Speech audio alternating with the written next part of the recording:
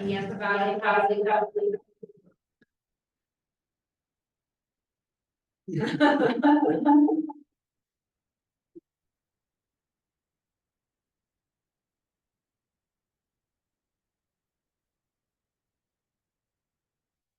That's just one. So if you're online,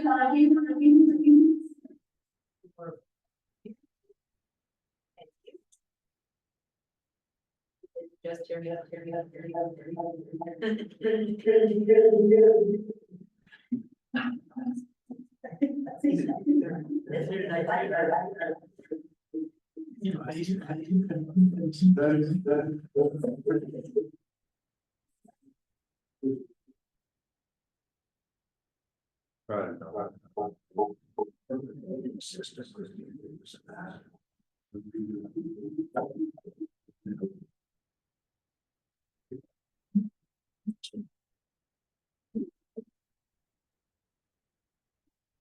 You good? Coming from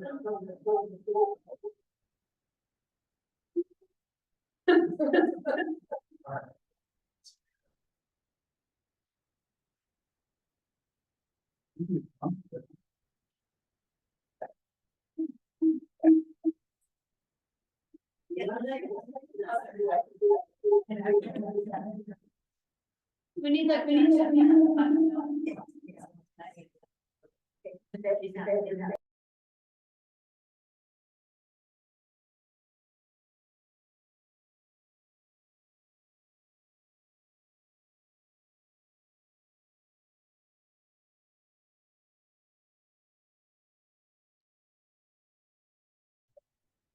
all right.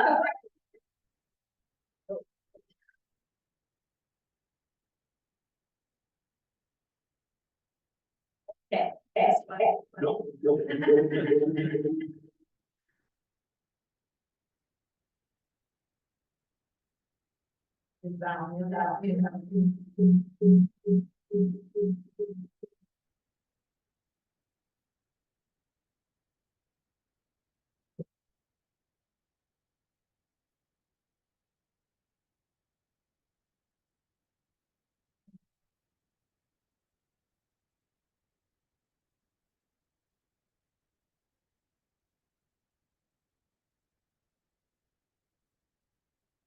Did that.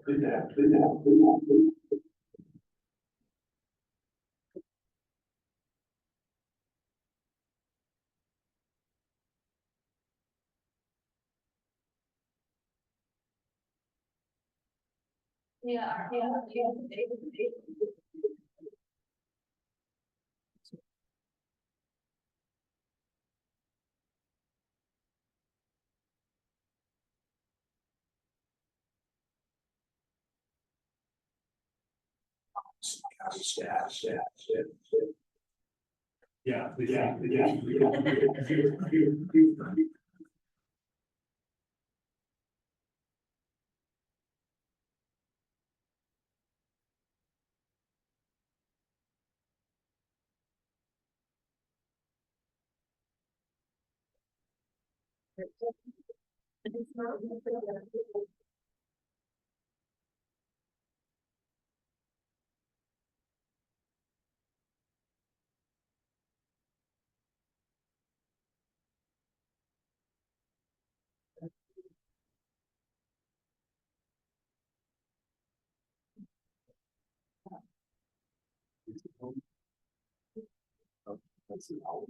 No.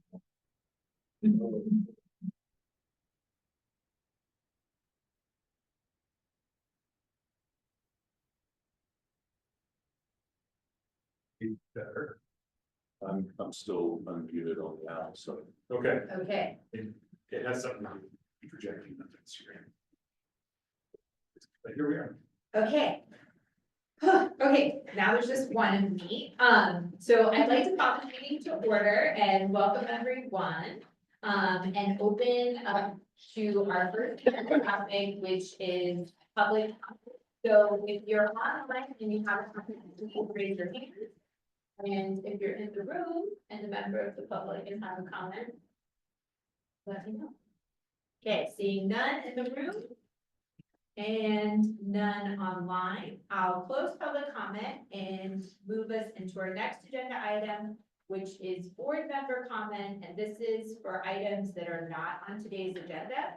And I wanted to just start off this time with some introductions because we're welcoming our new board members. So I think it would be great to hear from them and then also let them hear from our current board members, who you are, and maybe like one brief sentence about either why you're on the board or what kind of work you do or something that goes with you. So I'll get started. My name is Leah Wood. I am the chair of the Housing Authority Board. I've been on the board for 4 years. And my background is in affordable housing tax credit financing, both asset management of properties, and also I did a little bit of underwriting. And I'll pass off to Lou. Okay, Lou Tortora, been on board for a year now. Over. Well, today. Background is, as a senior executive, of a global consulting engineering construction company. Recovered. And, currently I'm leading the development team. Hey, I'm Reese Freeman. I think today is my 2-year. It's pretty cool. My background is in construction. I've got a small construction company here in town. I serve on the development committee for Blue. And yeah, here to help solve the affordability crisis in Steamboat. Before we go to Patrick, Michael Ann has requested that she be able to do her introduction now. So Michael. You're on.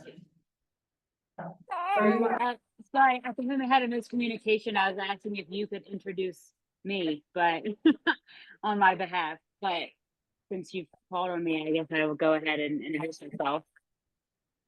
Michael Ann Marchand is on our board and attending the meeting remotely. She's on maternity leave and will be back in person next month.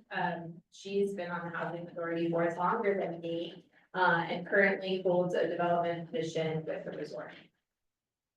Okay. Thanks, Patrick Phillips. For most of my career, I was a development consultant for large, complicated public finance.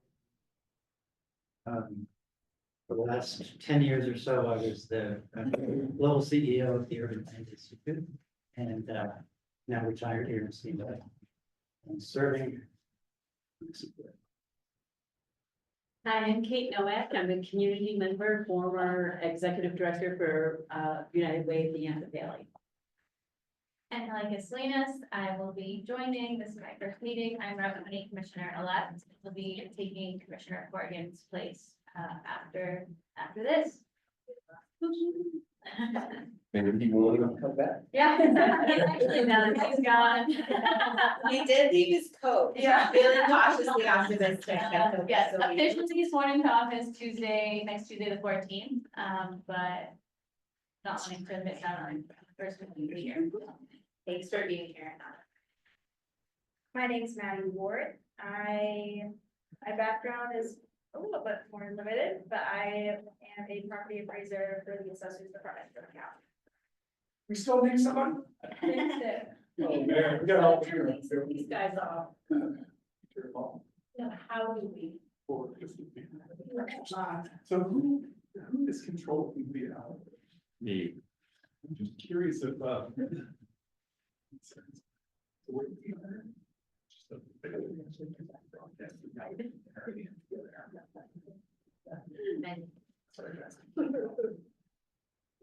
Okay, welcome, Maddie. Let's keep trying to go with introductions as we can. So Catherine. Okay, I'm Catherine Carson. I've been on the board for many years. I am the current policy chair, and all the rumors you heard about me wanting to recruit you to the other policy committee are true. So, but nonetheless, I'm involved in various local activities, local community activists, very passionate about how policy can help our community, and also very committed to increasing affordable housing. Really welcome the new board members.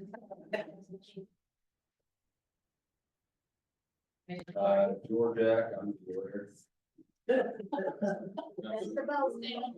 Best of the both. Are we doing it too much? We are. Oh, Tim Corrigan, Rock County Commission. So Kathy Myers, board member, founding board member of the Housing Authority. Also former president of the Regional Affordable Living Foundation. I serve on the finance and the sales committee. My professional background is commercial and residential lending. I was a senior vice president with a major savings and loan in California and worked for some lenders like GE Capital and US Bank. And my passion is affordable housing. Jim, yeah, You broke the I'm a child of the 70s. In many districts. Just kidding. I'm sorry. That's okay. Maybe it's good to go.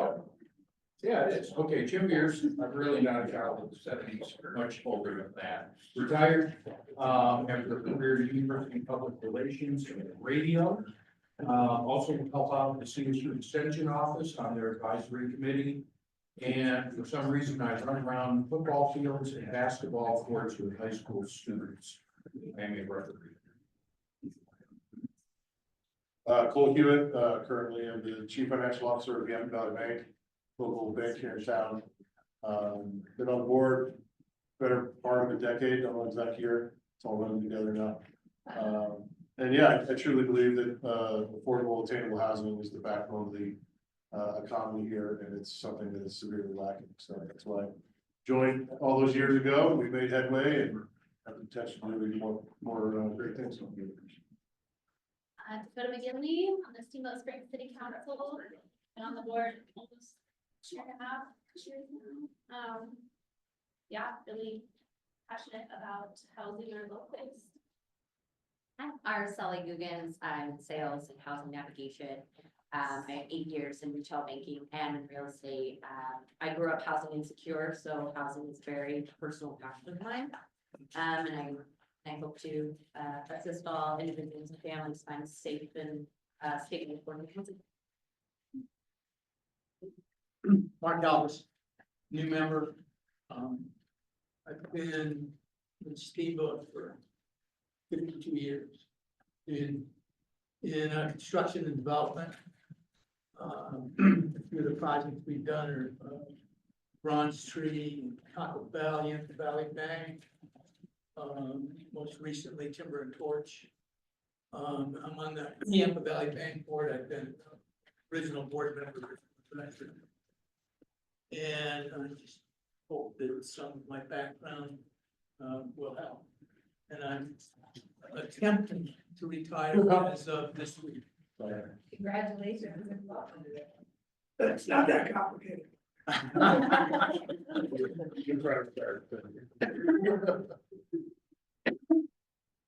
All right, yep. Jessica is online. Yeah, can y'all hear me okay? Yep. Okay, hi everyone. Looking forward to joining you in person next month. I'm Jess Volland. I'm an economist by training and have spent roughly the last 20 years in workforce and economic development. Most of that has been for the state of Colorado. I worked for CDHS and also CDLE, and recently was the workforce director for Northwest Colorado for Route and the 9 other Northwest counties for a number of years. I left that position a couple years back, and I now work for a DC-based consulting firm, but I work with workforce and economic development government agencies across the US now. So very fond of Elizabeth Garner's saying that a housing unit is where a job sleeps at night. And so, my real passion is around workforce and labor issues, and really excited to learn more about the housing component and support the Yampa Valley Housing Authority when and how I can. Great, thank you, Jess, and welcome. Thanks. Yeah, Bob, why don't you introduce, I guess we'll get to the rest of the staff and stuff too, so. Yeah. You folks can. Okay, fine. Bob. I'm an underground volunteer, commonly known as the indentured servant of our esteemed leader, Jason.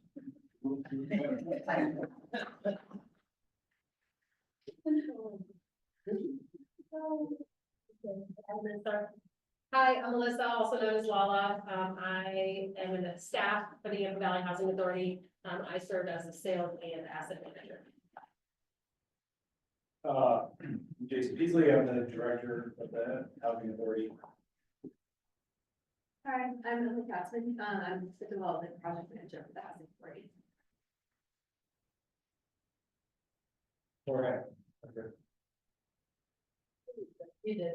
Oh. The Elliot did. Yeah. You didn't say it was best of the both though, so I'll say it. Best of the both, attorney Georgia. Elliot? Elliot Lawrence, Deputy Director of the Yampa Valley Housing Authority. Great, all right, well, welcome to all of our new members, and I'm happy to see all of our old members returning. Does anybody else have anything for board member comment for an item that's not on the agenda? Catherine, we're starting off here strong. Absolutely. So I have some exciting things to comment on. First of all, welcome everyone. But on the 13th is a big day. Two exciting events are happening. First at 2:00. It's going to be a celebration, retirement celebration for our fantastic Commissioner Tim Corrigan. I know you're gonna have a few more words. But it starts at 2:00 until 3:00. The official celebration toast is at 2:15 in the Commissioner's hearing room. She'll be on at 10. And then that evening, there is a legislative kickoff virtual town hall with both, of course, Senator Dylan Roberts and Rep. Nathan Lukens, but also Speaker Bruce Husky and Rep. Elizabeth Velasco and Rep. Leslie Smith. So it's online at 5:30. I was going over to where I can put it out Jason and get it out to board, but hope everyone that's interested can listen. Great, thank you, Catherine. Kevin, did you say that it was a toast or a roast? It's cream toast, but Tim is trying to clarify whether they're giving out toast or just non-alcoholic toast, so. But it could be. I won't hold it against any of you if you don't come. That could be great if you did. Are you gonna be there? I think I have to. Just check. All right, any other board members with comments for items that are not on today's agenda? Dakota? Yeah, just a quick, there's a work session next Tuesday with City Council where we're gonna be talking about our housing strategies prioritization for the upcoming year. Discussing how we're gonna select 2 to 3 policies and really stick with them. That's that, let me know if you have questions. And this is something that you'd like housing authority board members to attend, correct? I think it could be informative. We're gonna be talking about inclusionary zoning, short-term to long-term, the RFP process. Just trying to get kind of hone in on what our goal is for this year. So if you wanted to attend, that would be great. I would believe that we would do public comment. I'd be happy to have a phone call or send me an email ahead of time if you want to share your comment that way. Great, all right, thank you. What is that again? Next Tuesday. Yeah. Commissioner Murray. Just a quick parting remark. As you can well imagine, I've served on a large number of boards throughout my life, and I was always suspect of this board, if for no other reason than its size. It's pretty unwieldy to have this many board members and conduct business, but it's been remarkable for me to observe just how well this board operates and how well the staff works with the board. So just kind of pointing that out for new board members. Thank you, by the way, for stepping up and volunteering to serve. Do your best to fit in with this group because this is a good, solid group that gets good work done. I'm really enjoying my time here. Thank you. Thank you. All right, anybody else with a board member comment? Sandy, thank you. So, good bargain and all this contributions. Oh, okay. I was respecting his request and I got at the same time. All right, I will close board member comment and we'll move to our next agenda item, which is the election of board officers.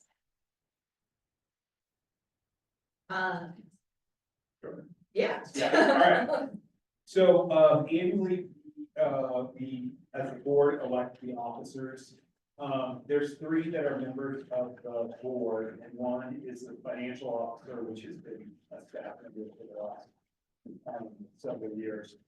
So the slate of leadership is the president, the vice president, the secretary treasurer.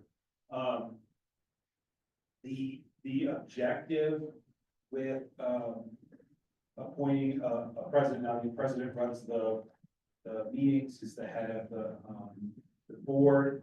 The vice president is in sort of like essentially part of the succession plan to become the president in the future.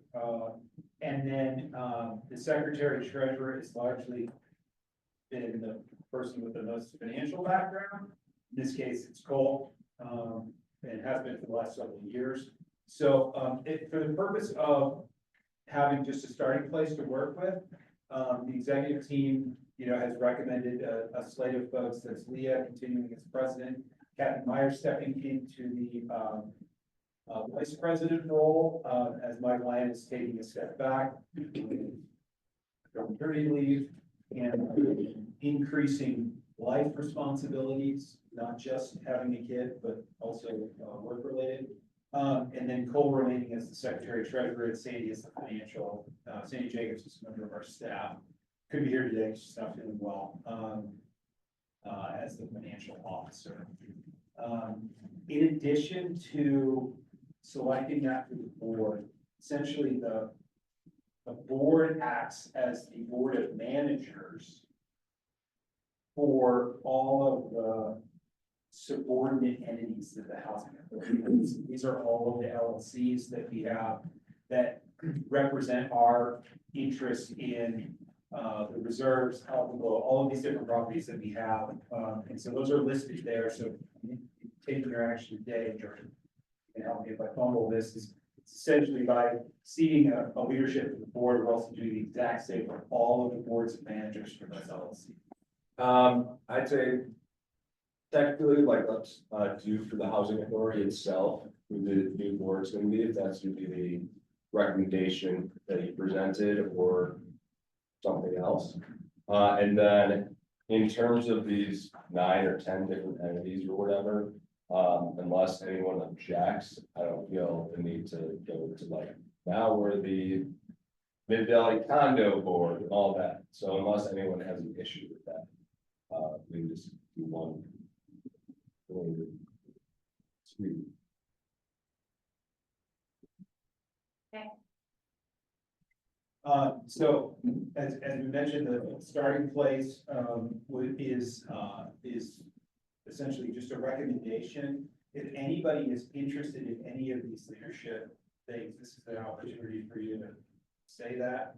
Put your name out there. We haven't in the past had like a whole bunch of people clamoring to be the secretary treasurer of the housing authority board, like that hotly contested debates to unseat Cole as the secretary treasurer. But at the same point in time, it's important that we have a broader discussion about what the leadership is. And if there's more than one person that wants a particular role, then we need to discuss that here, and that's make a decision based upon it.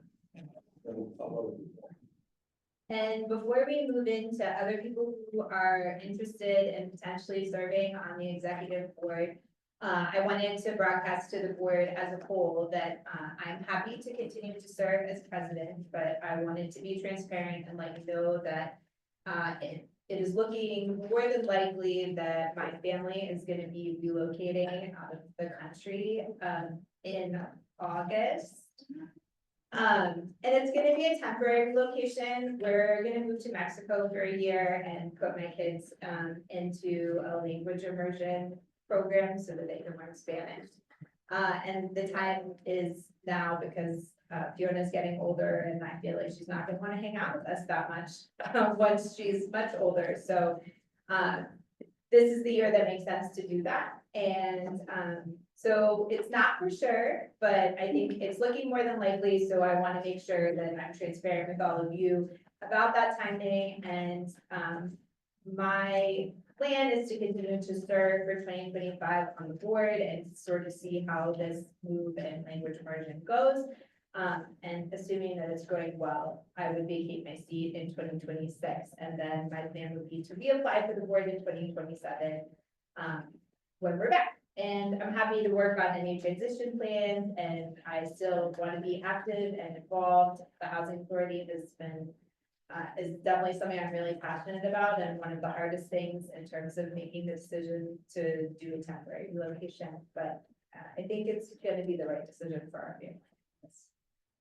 So I wanted to bring that up, and then I know Lou has been interested and expressed interest in serving in some role in the executive slate. And in light of my news, I think that it may be something that we should consider having an executive team of 4 members, just because the criteria is likely towards the second half of the year. So I will put that out to the group. So Leah, are you suggesting then that we amend this slate, just include as a at-large executive for Lou, or add like co-vice chairs or something, or what's the? I didn't have a specific recommendation, but I do just think that it makes sense because the only people thus far that have expressed any interest in a more active leadership role in our board, as Michael is stepping back, have been Kathy and Lou. And I definitely would love to hear from other people who may just not have pulled me aside to let me know that they're interested. So what the structure is, I wasn't making a proposal, but I do think it makes sense. I think sometimes until you're involved in the executive team, I don't think the magnitude of the work and time commitment is necessarily clear. So I think having more people involved in that group is helpful so that people understand the roles and responsibilities that they're potentially up to participate in if they do decide to move into chairing this board. So to answer your question specifically, the officers are set by our bylaws. Right. And so we would not probably create a co-vice president scenario. However, over the course of time, our executive team has included a variety of makeups. Sometimes it was the city and county representatives plus the leadership of the board. Sometimes it was the leads of all the various work teams. And so the executive team is just essentially a special team of board that we could create its competition all over the time. Yeah, that's what I was thinking too. That's what I was wondering if you wanted to do a suggestion and then, but, so we need to add, we don't need to add, we would just vote there for to do that. We just have it in the appointment or. Well, I mean, I think what we want to do is maybe Hear from Lou. before, yeah, have a broader conversation before we start figuring out the structure. I think, I appreciate the commentary. I'm ambivalent in terms of whether it's an officer position. I believe that I have a lot to offer in terms of skills and experience that could help us as we move forward as an organization. And so I'm appreciative of any platform that allows me. Thanks, Lou. And a point of clarification, the bylaws allow us to, as a board internally, replace officers as needed throughout the year. So this isn't a set, we can't touch again for a year. So we do have that. After working with Lou on the development team, I think he's a good strategist. Good at seeing organizations from a high level. So, yeah. We could fit. We have time. Should we drop the vote for Lou buttons? I have them in my pocket. But yeah, 25. Yeah.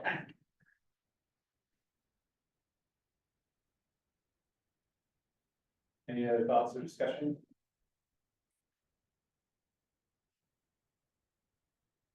Yes, I'm kind of curious to know more about what the executive team does, just for, I feel like that was something that was, it's a little unknown at the board level, like what your time commitment is that you put in, and like what you end up using as your roles and responsibilities and guidelines. I think that's good needing to know for new members, that took me a little bit to figure out. I will start and then defer to Cole to fill in. But the executive team is, basically board leadership. We try to meet quarterly. It doesn't always happen. I would say that what we work on is, besides, the strategic objectives that we identified during the plan, things that come up organizationally that require a smaller body to respond potentially in a faster manner than what we're able to handle in a larger group setting. Sometimes, we just have sort of small discussions between, two of the members of the executive team if something comes up, just so that we can kind of continue to move the organization forward as, we're working on, things that come up just sort of in the day-to-day course.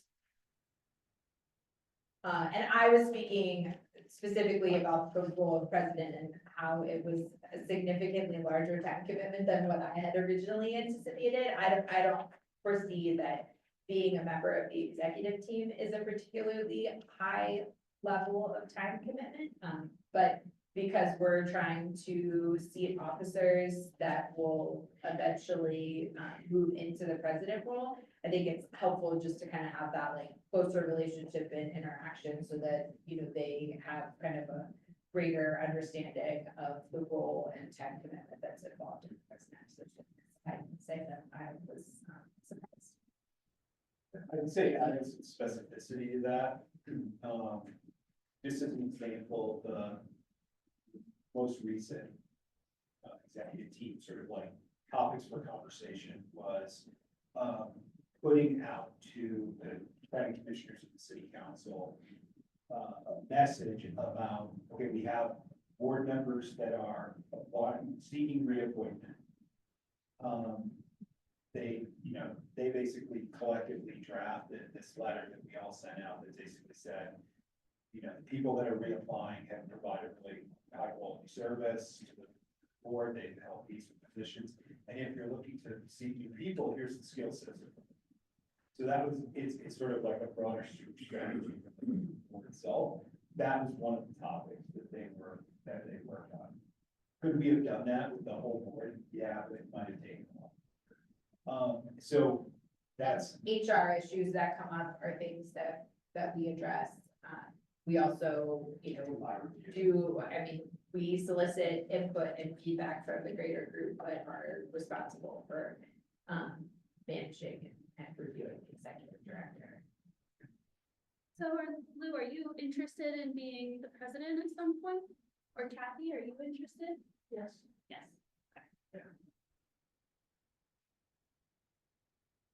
Does that mean that we're careening towards a Kathy B. Lou, I wasn't gonna say it. runoff election? I mean,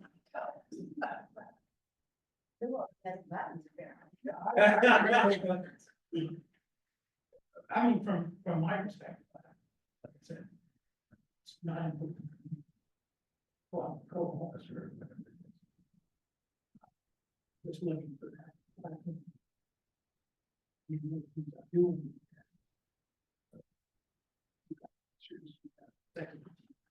function of the executive team, and to be defined, what are the processes that we need as an organization that's going to grow from what we are today to the future. Yeah. So.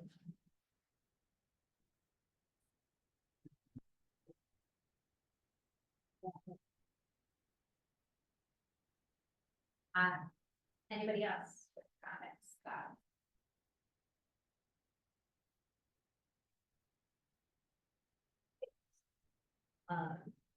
So I guess I will seek a motion to approve the Yampa Valley Housing Authority Board officers as proposed. Myself in the president role, Kathy Meyer as the vice chair role, Cole as the secretary treasurer, and Sandy Jacobs as the financial officer. And with the friendly amendment that we're gonna expand the executive team in order to include Laura. So moved. Second. Thank you, Tim. Second by Lou. Anything else on any of this for the good of the order? Seeing none. All those in favor, please indicate with aye. Any opposed? Hearing and seeing none, the motion passes to leave the officers unanimously. And as George mentioned, we now need to seat officers for all of these YVHA sub-entities, which are listed in your packet. Does anybody have any concerns about us not moving into individual meetings for each of these sub-entities to elect our board of officers? Thank goodness. Okay. I do have a question. Yep. The, as the festival is, as the board of these entities, do we have liabilities? You know, one of these entities goes belly up. No, the officers are indemnified by the companies themselves. Unless you like purposely do something to screw the endeavor up, it's your endeavor. Okay. Similar to you're on an HOA board and something like that. Just don't commit any felonies. Yeah. Exactly. Exactly. Thank you. Is there anything you can tell us? Seriously. I have some thoughts, but. And great. Like if Cole was filtering money to himself from the housing authority, that'd be an issue, but if a bad decision was made, that's indemnified by YVHA. Why is it always? You're the money guy, that's an example. We just want you to know that we're thinking about you always. All right, good question. Any other questions on these? Okay, so then I will seek a motion to elect the officers for the board of managers for the YVHA sub-entities. I'm assuming I need to read them out. Okay. YVHA Elk River Enterprise LLC, YVHA Pine Grove Enterprise LLC, YVHA Sunlight Enterprise LLC, YVHA Anglers Enterprise LLC, YVHA Mid-Valley Apartments Enterprise LLC, YVHA Mid-Valley Condominiums Enterprise LLC, YVHA Whitehaven Enterprise LLC, and YVHA Property Management LLC. So moved. Thank you, Commissioner Horgan. Second by Kathy. Anything else on this for the good of the order? Seeing and hearing none. All those in favor of approving the elected officers for the YVHA sub entities, please indicate with that. Aye. Any opposed?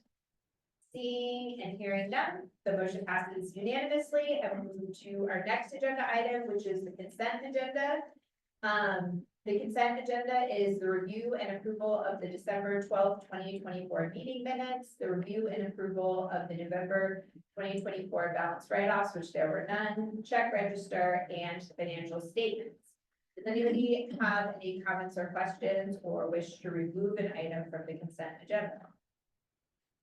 Seeing, hearing none, I will seek a motion to approve the consent agenda items A through D. First by Catherine. Second by Patrick. Anything else on these for the good of the order? Seeing and hearing none. All those in favor of approving the consent agenda, please indicate with aye. Point of order, we've got the November 14th minutes in here. Not the December. Thank you, Kathy. We'll have to recommend. So what we can do is approve the consent. My recommendation is approve the consent without the minutes. Okay, Wait a minute, isn't, I think, Isn't it just the date that's wrong? Yeah, It's it's just- just, so it's just the date. it's, yeah, Yeah. okay. Then all we have to do is approve it with a date change. Correct. Sounds good. Okay. I was like, the minutes were correct, because I definitely read them. But thank you for catching the date change, Kat. Okay, so I will seek a commission. 2 months. Huh? Just said it started at 11 p.m. 11, yeah. Yeah, we did it. Yeah, that would have been a party meeting.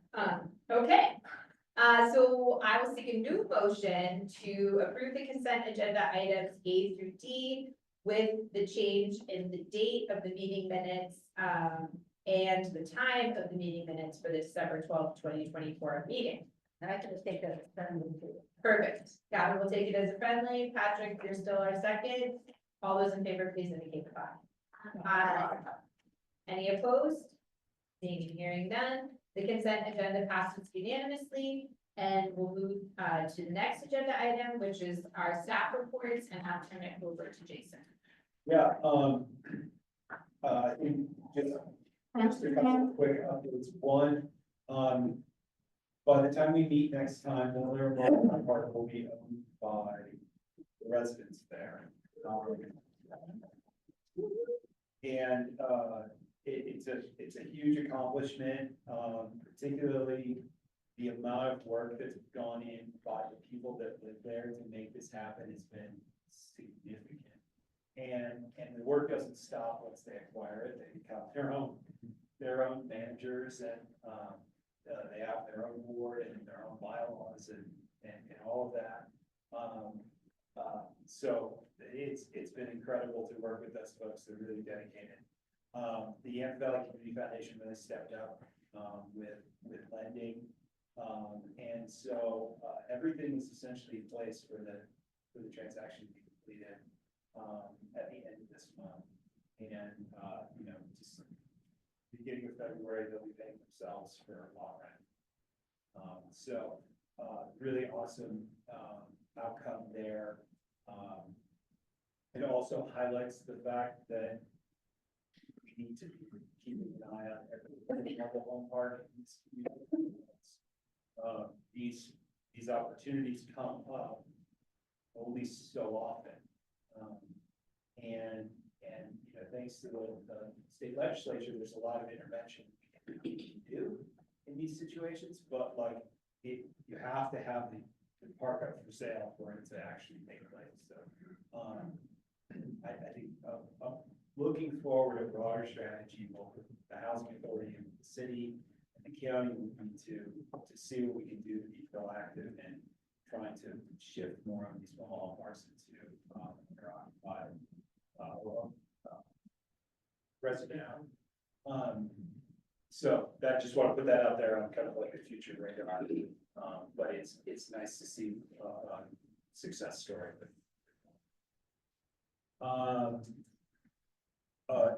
Just one other major update is that the real estate team has chosen Chris Paoli and the agency to be our transaction partner. And so we will be working with them on formal agreements that are needed to make that happen. But we're really impressed with the team that Chris put together, the amount of bandwidth that they have to help support us in making sure that we can have a really excellent buyer experience for the folks that are purchasing units at Conference at Mid-Valley. So we will be kind of formalizing that relationship with the recommendation and direction that we're going is working with the agency. We're really excited to get to work with them. Are they doing that for 2%? Doing it for 1%. We're gonna do it for 1%. Well, we're working on. We're working through those details currently. We don't have a formal agreement yet. Have a missed call, Chris. There we go. Yeah. Any other questions for Jason on his report? Just from clarification standpoint, that's just for transactions. Correct. Well, this is more of a comment than a question, but in terms of Milner Park, they've made a request of the city for short-term rental funds, and based on our policy team meeting yesterday, it was great to hear the housing authority's perspective on deed restrictions in mobile home parks.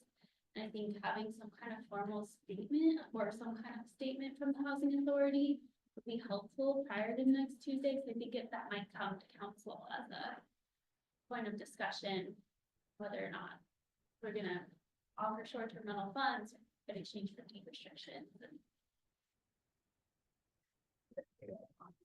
For the SDR taxes, can you do that for existing or is it just new? Can you do it for existing? If we could do deed restrictions, Okay, so you're thinking of actually offering the SDR to turn it into a new restriction. it hasn't come to council yet. Have they made a specific request? I haven't seen it, It's capital improvements, yeah. just in the funding. Oh, for the transaction. I'll let Dan advise you guys, but I'm a little curious about the extraterritorial exit STR allocation. About what? Miller's not. They're outside the cities. Well, yeah, that's the other part that council's gonna need to discuss. And that's not lined out in the ballot language for the SDR funds, so it's really, something that we need to talk about. But if housing authority has perspective on deed restrictions in mobile home parks, that'd be really helpful for council to know. Okay. We plan to attend on the 14th, so if you guys have any questions, we're happy to provide our insight. And then Jason, I also just want to give a shout out regarding the Hilltop development. To Congressman Magoo's for getting the Forest Service Festival partnership act passed at the end of 2024. It was huge. It's gonna make a big difference for you in Hilltop, going vertical. And then also on the future agenda topics, with the community, developers moving forward with the city and the West Steamboat discussion. Are you thinking of maybe like April, or what time do you think we can have a board discussion as to ideas on West Steamboat, Brown Ranch, things like that, or what's the timing that you think we're gonna start having board discussion on that topic? That's a great question. I don't know. One of the kind of first tasks within the at least the draft scope that we've seen from community builders is for the housing authority board and the city council to meet and discuss. And so I would think that we as a team would want to have an open discussion about sort of what are our definitions of success. I think that's really the purpose of that meeting is to say, like, for the housing authority, if we were able to get this and this would be success for us. And the city to say, if we were able to get, X, Y, and Z, that would be our definition of success. And then also to identify what are options that are just essentially off the table.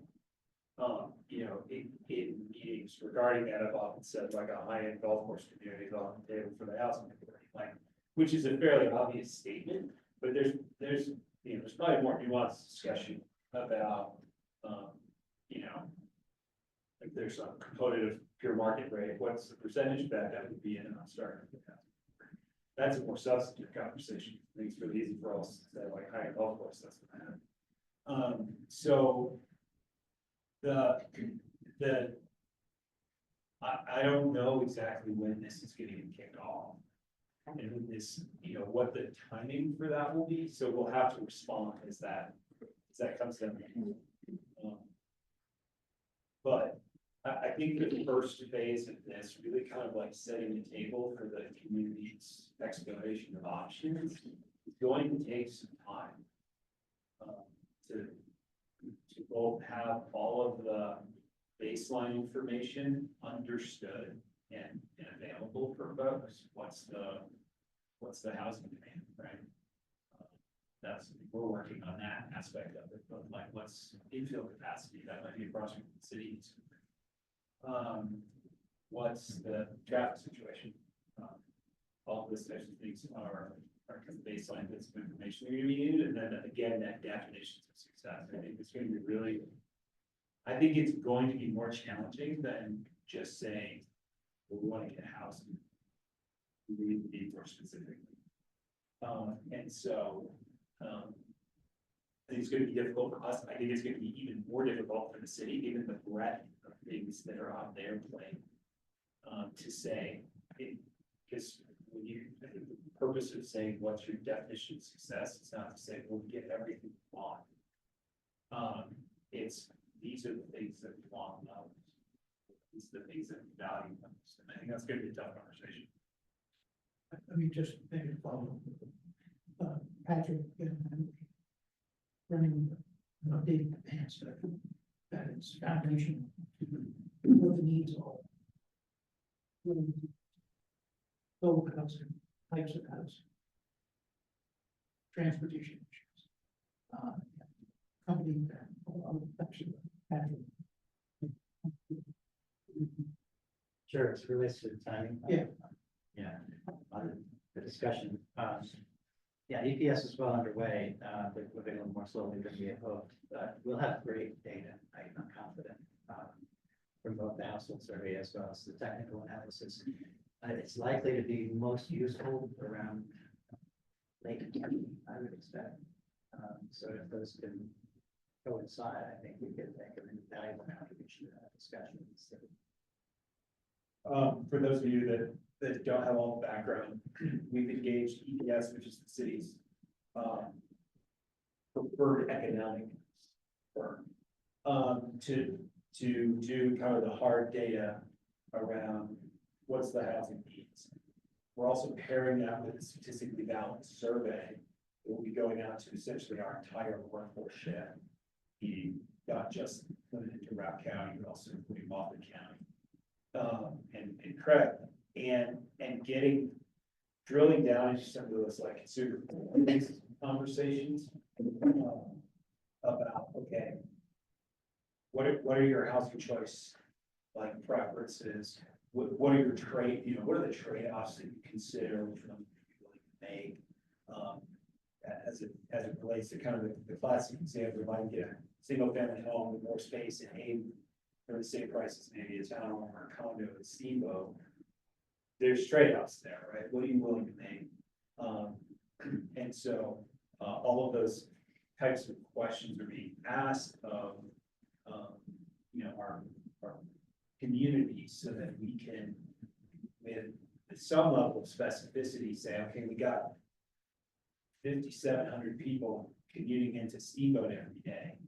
Of that group, X percentage would really love to live in Steamboat. So that's, and the other half are completely cool with the commute and love living in the communities that they live in. And so that helps us shape what the profile and the depth of the demand is that we're trying to manage. It's the scope of work and the methodology were definitely informed by the Brown Ranch discussion over the last couple of years. And so in reviewing the survey instrument itself last week, we specifically modified some of the questions to reflect exactly that. We didn't have those answers 18 months ago, but we will this spring. And that's all, that's great, that's interesting, if you're looking at Patrick, and also with the, with the large developments, you're looking at, 900 units. In Haven, 120 or the tailwaters, and Mill Creek, it's got, the demand study compared to what you had before is going to be significantly different.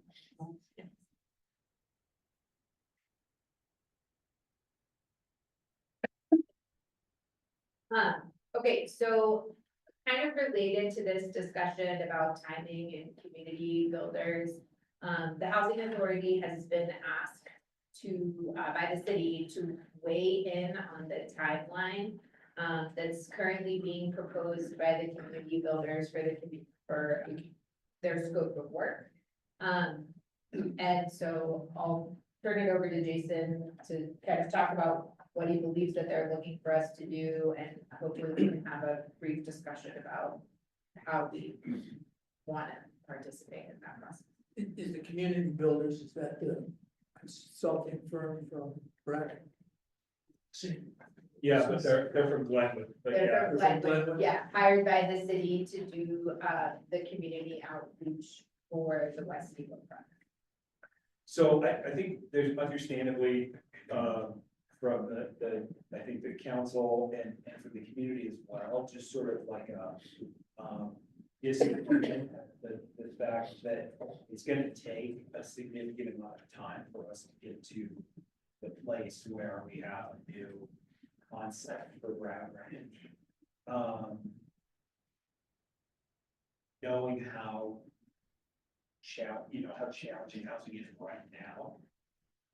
And so the question is, it's like, is it worth accelerating that timeline with community builders to get to an answer to deliver units faster? Unfortunately, I think the situation with Brown Ranch is the tenuous that I don't think there is a very accelerated approach there. And so, what it means is kind of two things. One, it's gonna take a thoughtful and deliberate process to get to an actual answer that's supportable by the entire community. And secondarily, because of that, we need to be strategizing, what are we doing in interim to deliver more housing supply? Because that's clearly a great option for the future, but if it never materializes, we can't keep putting all of our hope in that basket, if that makes sense. And so we need to be looking at both the housing authority and the city. What are opportunities that exist in the near term? Clearly, Godwin's is an opportunity. U.S. Forest Service Hilltop Property is an opportunity, but what about after that? What about, how do we keep that pipeline full? So whatever the timeline might be for Brown Ranch, to sort of fill in the space between now and whenever the engine really starts rolling on that particular development in Brown Ranch, to match the demand that we're gonna know here in March or April, or certainly by the end of this scope, with EPS, how we can continue to deliver supply, and not have a delay in the decision-making on Brown Ranch really have this major detrimental impact on people's ability to make this. I mean, there's no doubt that the delay that's already existed has an impact, probably as much psychologically as literally. But the pressure's on, I guess, because of the delay in that, to keep filling that pipeline with projects. Maybe just. I agree with everything you said. And as you're aware, we signed their name law to find the properties that we're into.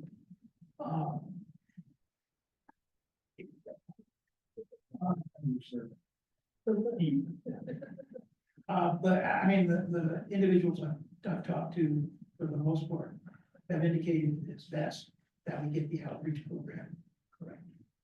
We do it right, and we not stumble as we get towards the finish line, as we did last time. And so that, I think, is more important. And I'll feel real much more comfortable when we have the information and input from EPS in terms of what those demands are. We have a sense of it, we believe it, but it'd be good to quantify that and make that element unacceptable. I think one of the major kind of like tasks, and I think this probably falls on the city, is to do an infill study to see what the capacity truly is within the city, so that we can have some baseline data to talk about. We say that the demand for housing is this big, infill is some component of that. And instead of just talking about it in hypotheticals, because hypothetical infill sounds awesome until it's in Whistler neighborhood and everyone's losing their minds. And so What's the advantage of the city doing that versus the housing authority? Well, the advantage is that you have all the data. 15 years ago, when I worked in the city, I did the analysis, so, utilizing the city's GIS data. I think it'd be something we could certainly be in a partnership with our, it's that. And also, Jason, this is Sheriff of Warner, I think you've done an excellent job already in scheduling basically a pipeline of units coming, going vertical, coming online in that period of, discovery analysis, that I think the community builder schedule now is currently looking at a target of hopefully having a ballot measure in 2026, I think it said, is the game plan. That was what I said. That's what you said. Yeah, I mean, that's what I think it's sort of leading towards. Yeah, okay. Because I believe that a resurrected concept around, Brown Ranch is gonna require a multi-year fiscal obligation question of the SDR funds and would therefore need to be on the November ballot. And, I don't think there's really any circumstance where we're hitting 2025. And so 2026 seems realistic. And I also do think it's important that we have it in a November election, not special. We can. Even the tax question. For a tax question. Not a tax question. Yeah, in November, but I'm saying even for the annexation, I think it's important to have it with a general or a coordinated election and not a special. So, and you've got, and I think we've got the pipeline of projects coming on, we've got, Mid Valley in 2026 and 2025 and 2026, and also the Forest Service. So we've got that pipeline of all for 800 units a year already lined up. So do we as a board feel comfortable, responding back to the city that, we would like to pursue discussions about other opportunities for addressing the immediacy of the housing crisis? And that, we will defer to the city to manage their own consultant in terms of the timeline for community builders work, but that we support a thorough and comprehensive process to ensure that the information that we receive from the community builders study correctly informs us for the potential future annexation. Is there any issue or concern with that being a position that the housing authority board takes? Really, I don't really want to be, supposed to work hard and working with the city. That's the whole spirit of community builders is, it's not us and them. Sure. Yeah.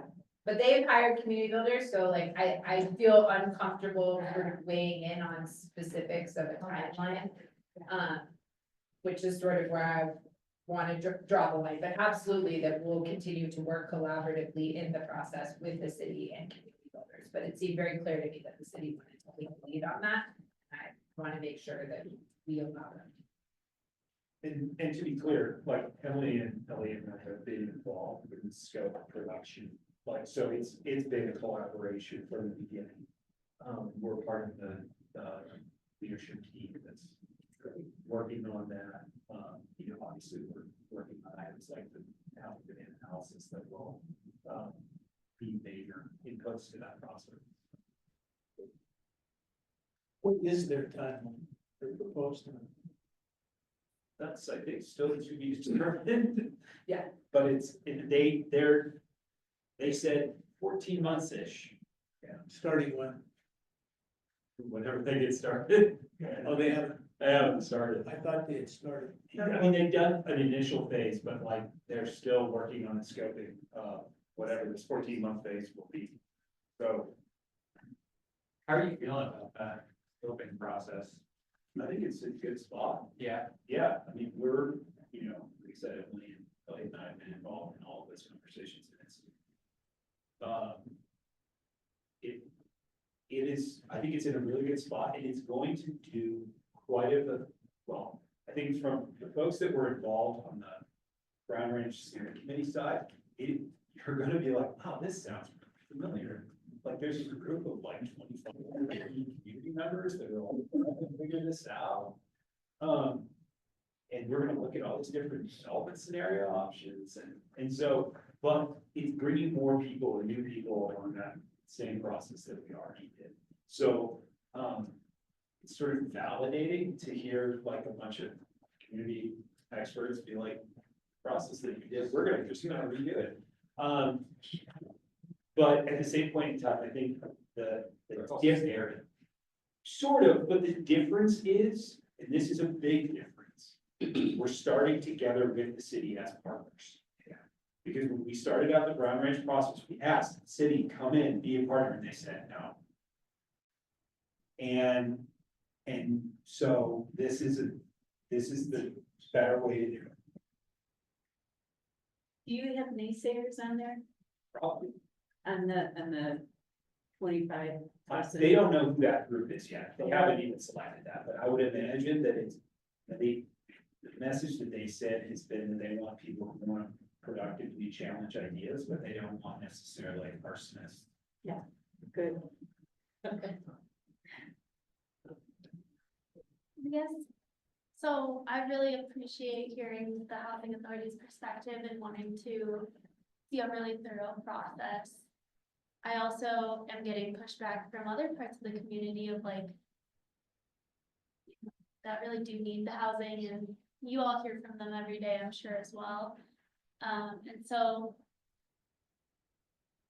you all are a good sounding board, right? Want to hear what you think about the idea of going forward with the community builders, timeline, scope, however that looks, while also considering maybe a smaller phase for this initial round. Like, we heard a lot of feedback throughout the process as well.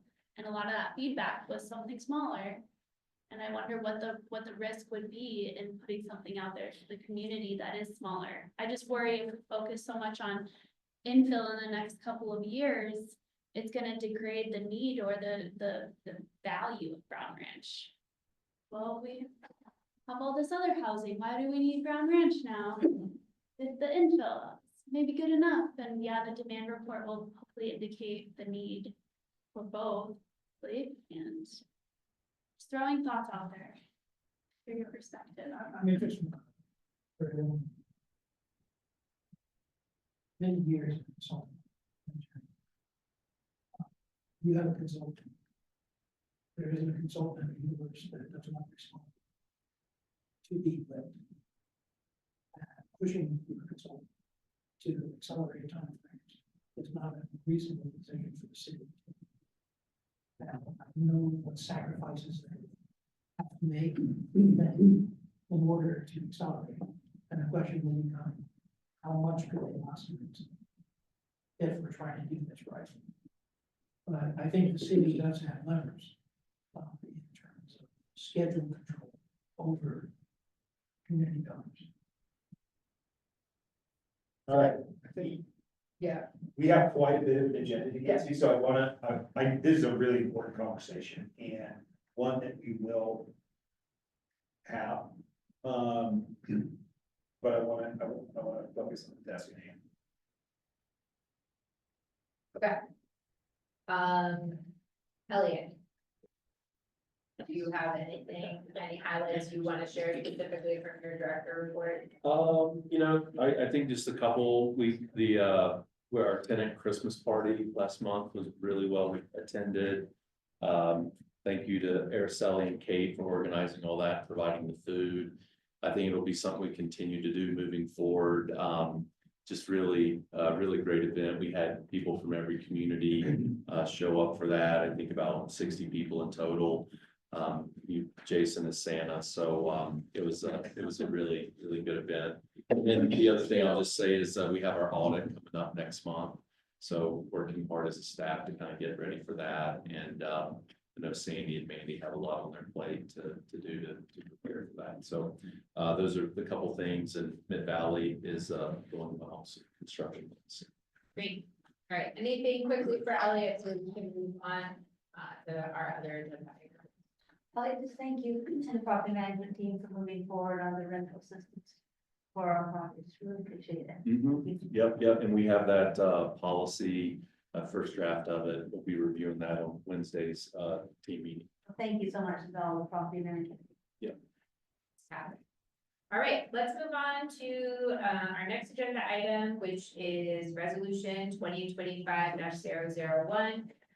This is our sunshine resolution. It provides the posting locations for notices of our board and committee meetings.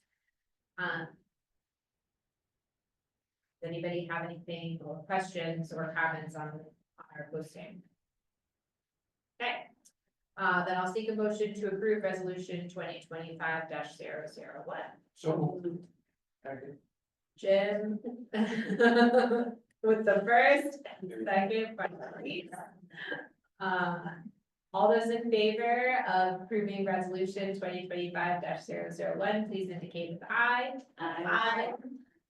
Seeing and hearing none, the resolution passes unanimously. And we'll move to our action item, which is the approval of the deed restriction for the Cottonwood at Mid Valley. Yeah, thank you. So this item 9 and item 10 are all essentially sort of like bundled together, but for the purpose of today's meeting, the goal is to finalize this deed restriction.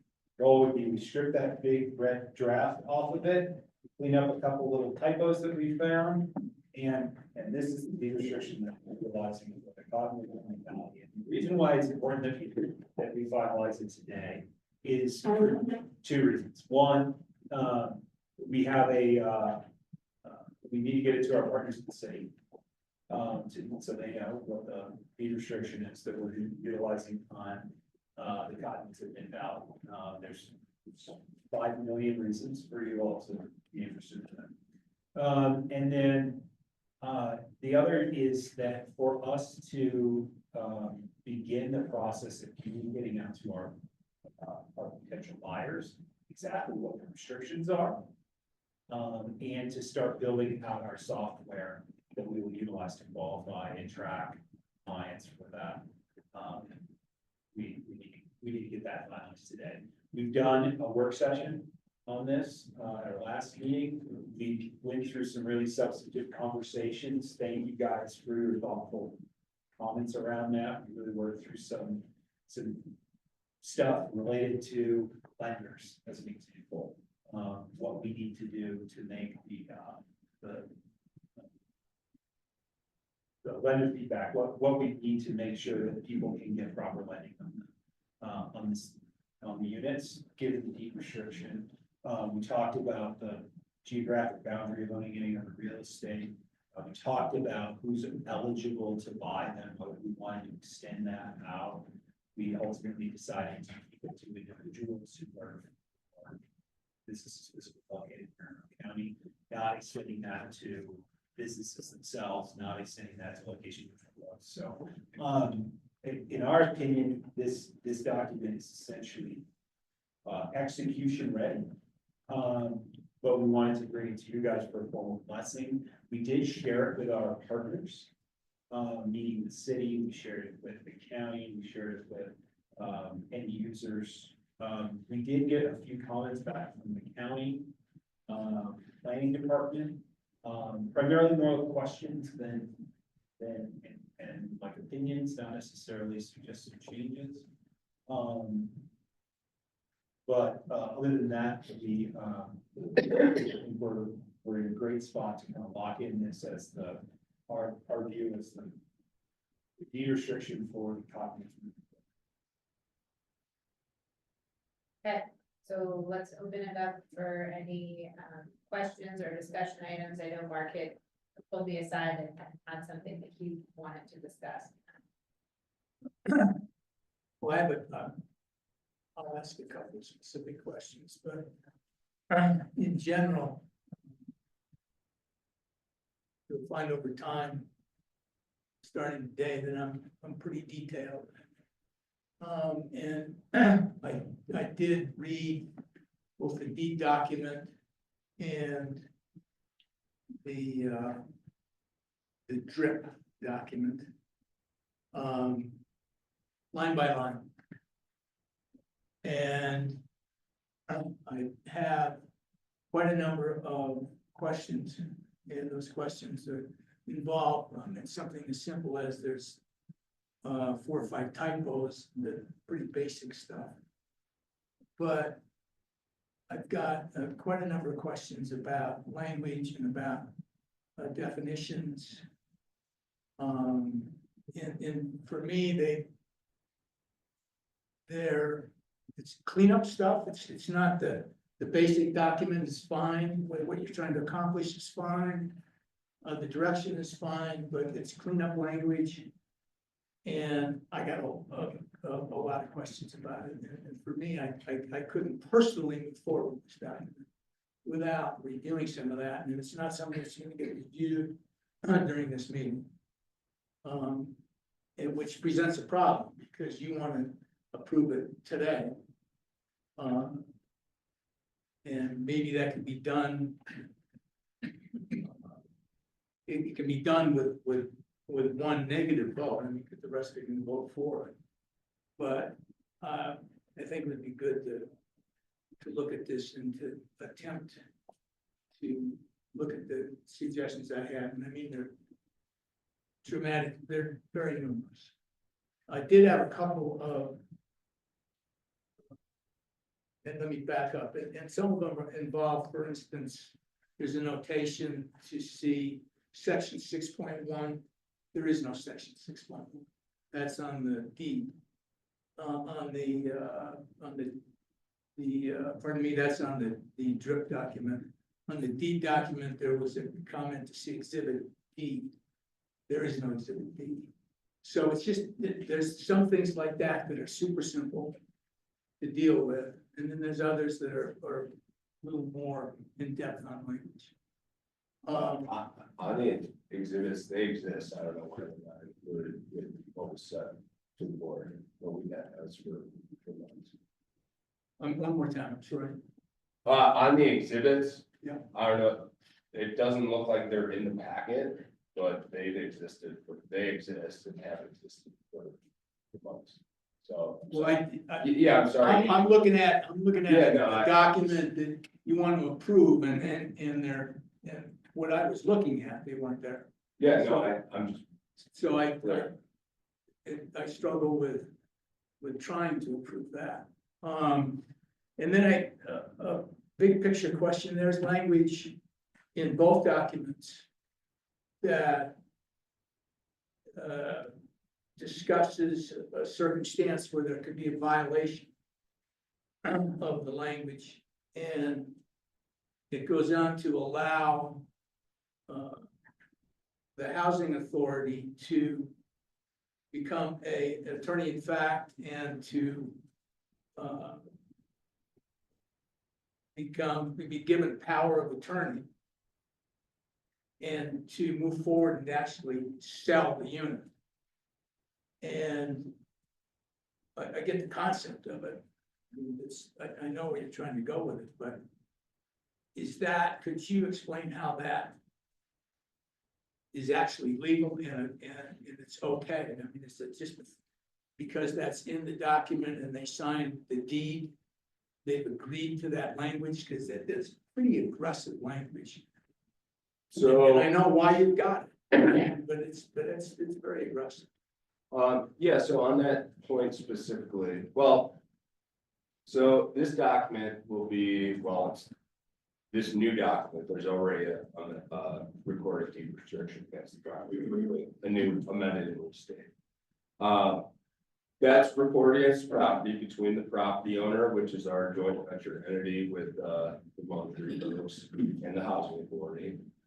When individual people are purchasing units, one, just like any HOA declaration or anything like that, by taking ownership of the property, you're agreeing to it. But to be even more clear with people, and so that they, not legally, but so that they don't come back and complain later about, well, I didn't read that. To close on the purchase, they need to sign like an additional document saying, okay, I've read, or I'm claiming that I've read the deed restriction, and I am specifically agreeing to all that.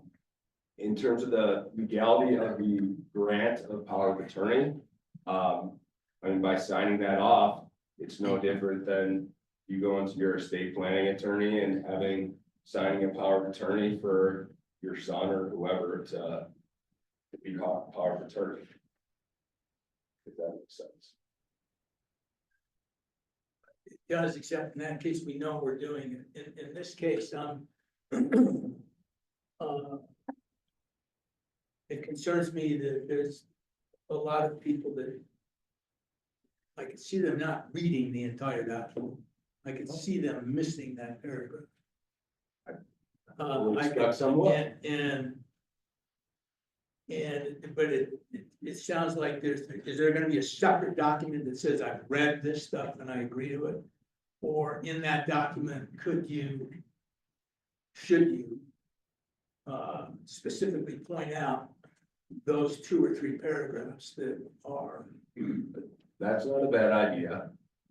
So that they know, and if they've seen that and they sign off to that, then I don't have a problem. I think that's a very good idea.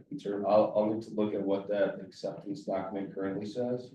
But adding in you understand that for violations, for the document, the recourse can include X, Y, and Z, including hold for sale of the property and that sort of stuff. Given that, then I wouldn't have an issue with it, but it concerns me that they're signing something they haven't read, and how many people in this world don't read it. Mark, before we ever would get to that point of exercising that, there's a whole process, is there not, George, as far as right to cure and penalties and notice, and so, I mean, this is kind of the worst case scenario, but yes, but I want you to know that there's a whole process of appeals and waivers and all that. When I read it, it seemed like that process was really all that extensive. It seemed like, I mean, I'm not doubting the guy's violation. I'm just saying that it's a pretty strong action to take, that you are now power of attorney and I'm gonna sell your unit. If they sign a specific paragraph that says I read it, I get it, I agree to it, I'm fine. I think you make an excellent point about that acceptance. So that needs to change. I think that's a good idea. But to Kathy's point, one, the kind of enforcement process is still being figured out with the Mid-Valley rules and regulations that staff's working on. But this is the end of the line nuclear option is, this guy's been short-term renting the property for 6 months. He's not cooperating with enforcement or fines or anything like that. Look, we're selling the property. And the power of attorney he is going to be like, I'm not signing anything. Okay. I'm not going to land title to close this. So we need that power of attorney in there so that we can actually effectuate it. I understand exactly why you did. That's clear. I think what it speaks to, I mean, we could create a whole other document that mirrors the deed restriction and say, okay, do you really understand every section of this that we actually decided earlier? And I think it's gonna go to the education aspect of what we're trying to put together and the qualifying of the person. Okay, you qualify, all right, now come and learn about what this means to you and in the future in scenarios. And now we're gonna talk to you and your lender. We're gonna go through all of the facets. So I'm fine with the suggestion. I just don't, I don't want to create a whole separate document that says, okay, now that you sign sections, the whole deed restriction, we really need you to sign sections, all of them again. So I think that is what you're talking about is accomplished through the education aspect of, okay, you're getting into deed restriction here. What does it mean? And let's talk in layman's terms. So by the time they get here, they've at least been told about that power of attorney in so many terms. Well, whenever you're under contract in a regular purchase, you have a deadline to review all HOA documents on the purchaser. Like, there's a deadline for them to review all of these documents and come back. I get it, I understand that completely, I mean, I've done it over and over and over and over. But that's just very strong language. Yeah, It's and a all- very, it's a very strong outcome, and I just would like to be sure that these people understand that, because at some point it's probably gonna be important. You know, and that's my fault that these exhibits weren't included. I've been out sick the last week, so my team was kind enough to put these documents in. I have these exhibits pulled up and I'm happy to share those with you, and I think you'll see that these line out more so what you're looking for and what they're signing off on. That states like acknowledges they have read the entirety, fully understand terms, conditions, provisions and restrictions in these documents, and those kind of bullet points are lined out here, so I can share that with you. I'm just curious, Mark, actually, I think having some clarification paragraph for a couple of items. is Crazy, I agree with Nicole, you don't have someone say every paragraph that you read, you need to read again, just to make sure you did. So are there any others that you like that are what you would consider deal breakers or really significant in terms of what we need to do in terms of the deed restriction aspects? I've been asked that, and they aren't, I don't have a strong opinion about others as I do about this one. But I do in general have questions about the language that I think are important, and for me, they're important enough that they should be answered before I vote. Hey, Jason, I have one clarification real quick. Today, I thought, are we voting on the deed restriction, just the deed restriction, or are we also voting on, we're not voting on the implementation plan? Correct. So That's right. So there's just a deed restriction, just to clarify that. However, the language in both are very similar. Yeah, so I'm saying, so just to clarify that, because some of the exhibits, I think, were referenced to the deed restriction and implementation plan, the drip, versus the actual deed restriction. And just to say, I mean, Mark, first of all, anyone that supports transparency is someone that dear to my heart, so thank you for your comment. I would say if it's easy for George legally to add what Mark's requesting, why not? Let's more transparency the better, so. Yeah. It's really unfortunate, I mean, we're new members and I got it on Monday and I've taken the time to read it intensely, but that's just where I'm at. Never hesitate for anyone to share their opinion. So, and I appreciate it. George, is it easy? I would say, so there was that kind of paragraph that Lala referenced. I mean, we could add a couple lines to that.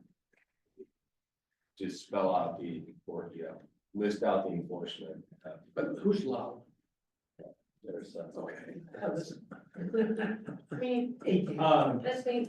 So I think the key here is, it's like, if there are, in to Mark's point, or if anybody has identified non-substantive changes, like there was an erroneous column or comma or whatever in there, we can absolutely make those after the board decides. Really, the thing is like, is there substantive discussion left around this document? Or can we lock it in? Exactly what the qualifications are, exactly what the resale restrictions are, exactly what the ongoing compliance is going to be, so that we can begin to move forward. Like the deed restriction implementation plan is still very draft, because this isn't finalized. And so we need to know exactly what the rules are that we need to follow, so we can develop the implementation strategies for that.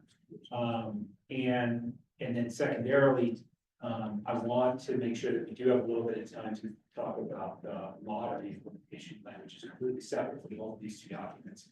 And there is some substantive stuff that we want to circle back on from our November. So, but on this deed restriction, Mark, if you've got individual items, like we can just go through those with you.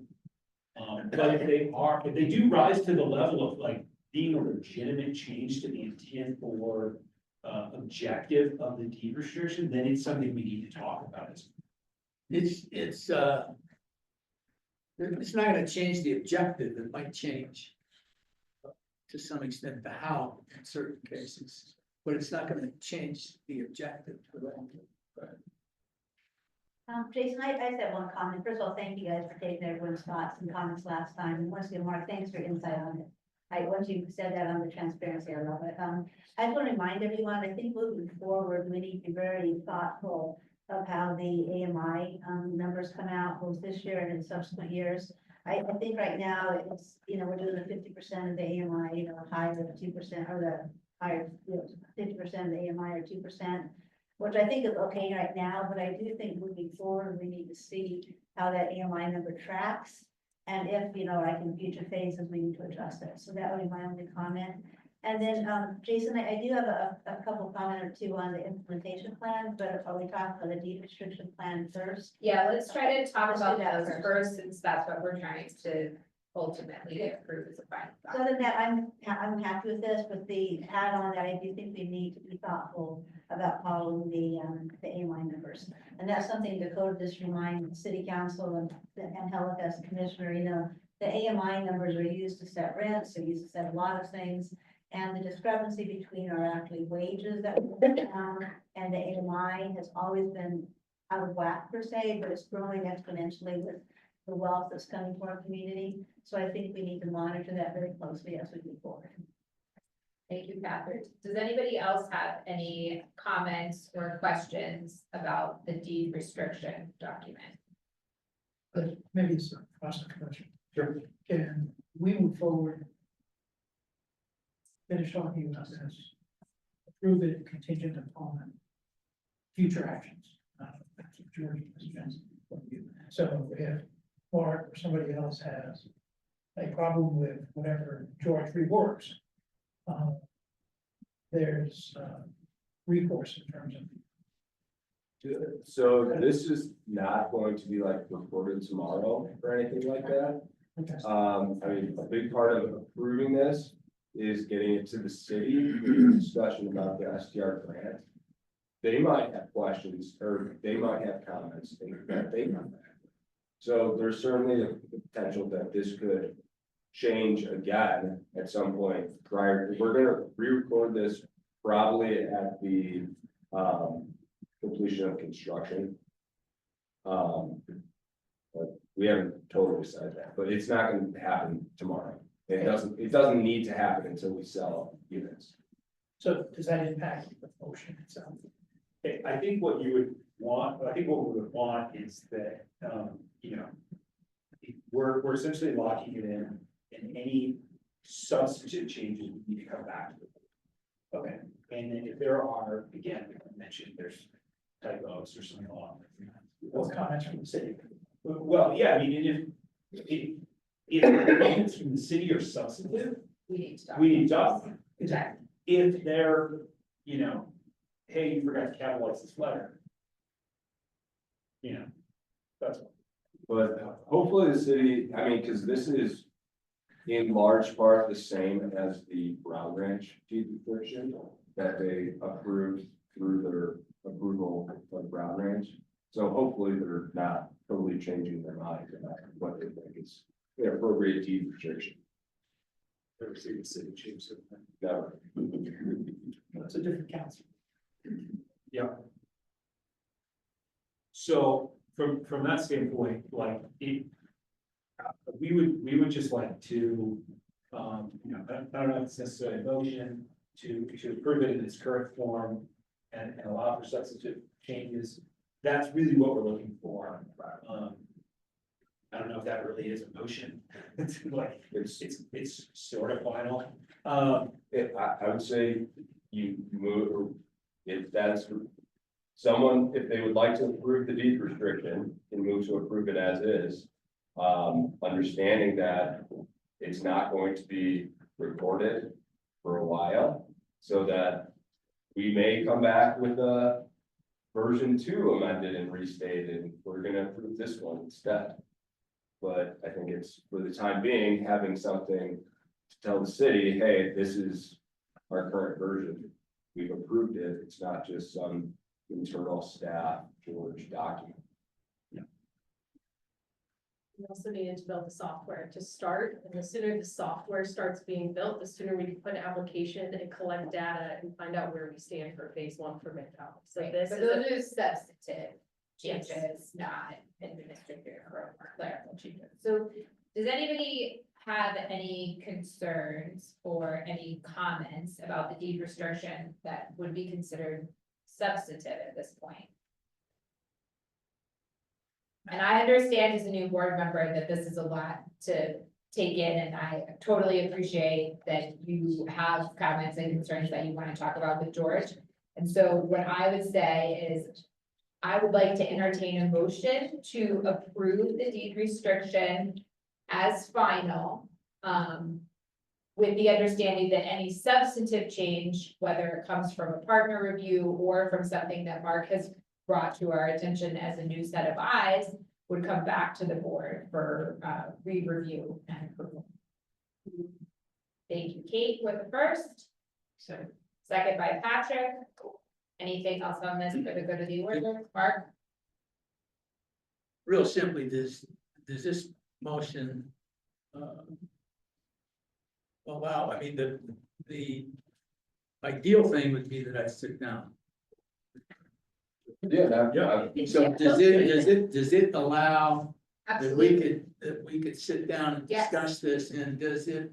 Yes. And let's say in the unlikely circumstance that he agreed with me on everything, that he changed those paragraphs and changed those lines, and which you're not going to, but some. Maybe. But There's some. a lot of eyes.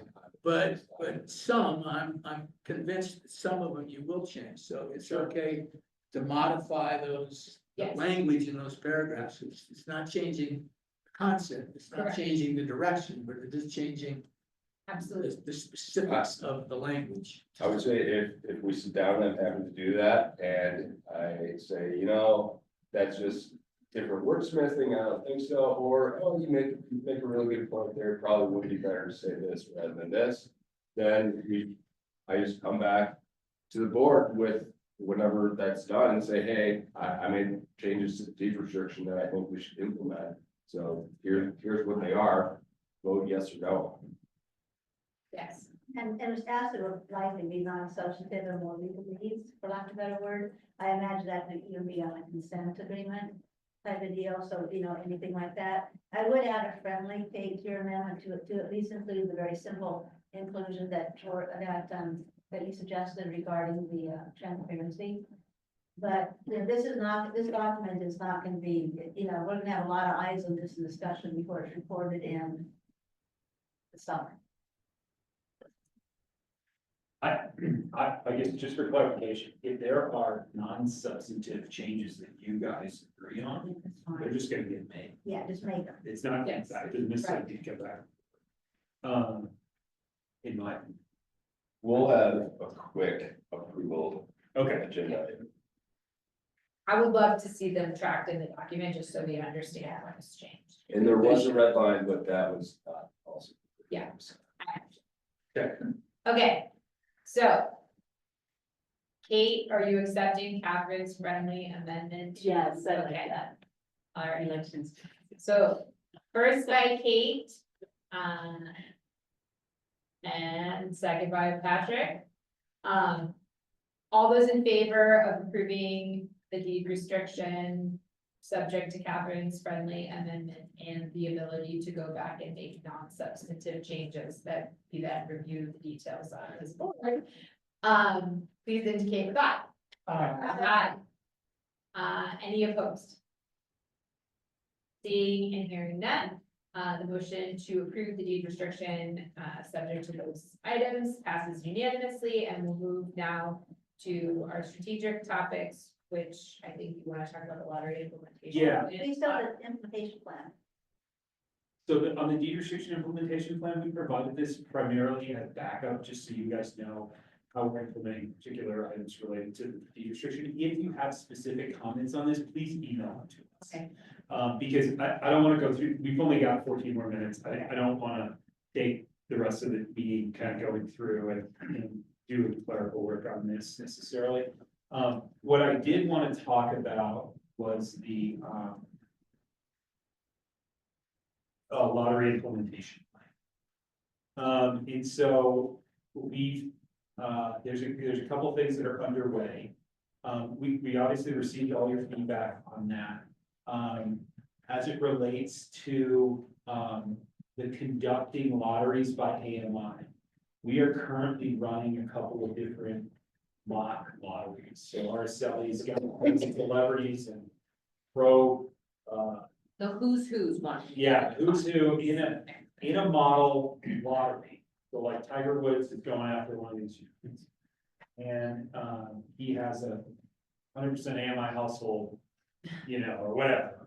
And so we're literally gonna be running mock lotteries to see what's the best execution for this. Whether we do it by simply AMI and all the units are in a pool together, or whether we do it by AMI and unit type.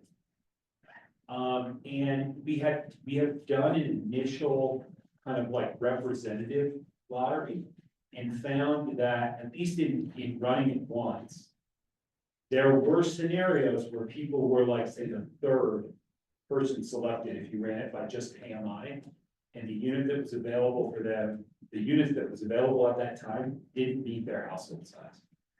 And they had to turn it down. And so that was an outcome that we weren't necessarily really happy about. And so we're going to continue the staff and the real estate team running those, like really building that out, testing it, learning from it. We will share our learning with you guys.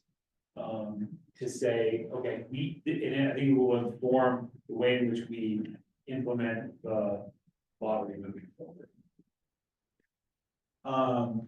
The other aspect that I wanted to talk about was that we had discussed briefly the household size policy. And we've provided documentation on some of the other communities that do this. Now, we're working on a preference system with our weighted lottery. The ones that we've seen, the examples of people are literally priorities for larger households. If you're a 3-person or you're a 4-person household, we're only considering 4-person households unless there's no 4-person household. As a priority. I'm sorry, yeah, as a priority, not a preference. So the recommendation from staff is that for our weighted lottery concept, we would add preference for households of 4 or more, so that they would have more opportunities in those lotteries to get units that better match their household size. They would essentially be in a better state than say a 1-person household or 2-person or 3-person household to be selected in all. That's one aspect of how we address that. The other is that we are considering a rule where you can have, or you can apply in a lottery for a unit that is 1 more bedroom than your household size. So if you're a 1-person household, you can get a 2-bedroom unit, but not a 3-bedroom. And so those are the implementation strategies that we're looking at to address the relative scarcity of the larger units that we have at the problem. So we wanted to just follow up on that because that was a discussion topic that we had in November.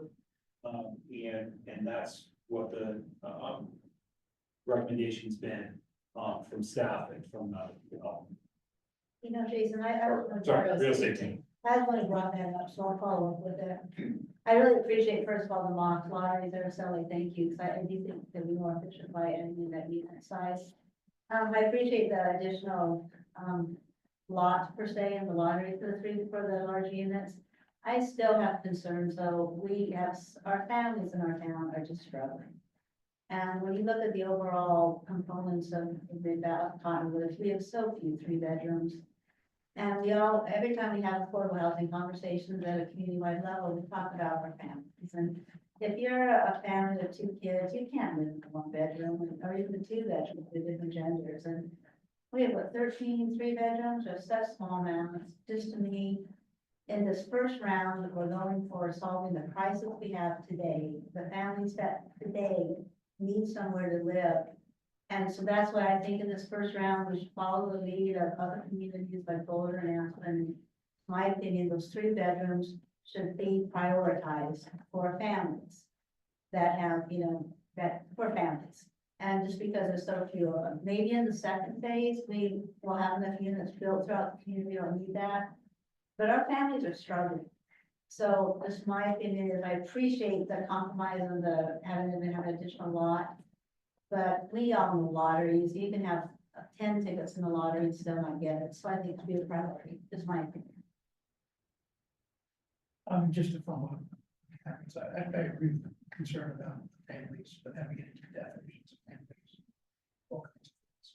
And I don't know how that's handled. But I do believe if we give somebody 2 or 3 tickets, it's a lottery. It's going to be a lottery, but that's what it is. And I think based on everybody I've talked to, that's like, as long as it's a lottery, and we're not saying, here, you as a specific group get a unit, then it seems fair. As fair as we're gonna get. Mike Land has just weighed in online to say that she agrees with Catherine's proposal for the phase 1.